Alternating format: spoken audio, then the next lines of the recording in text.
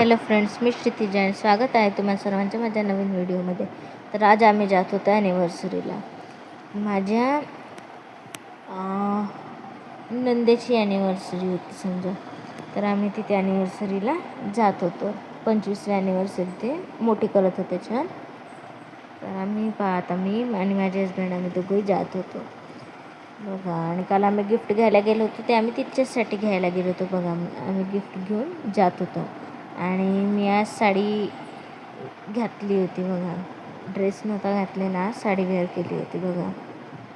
आणि आता आम्ही रस्त्यामध्ये होतो, जात होतो. दूर होतं त्यांचं घर हो.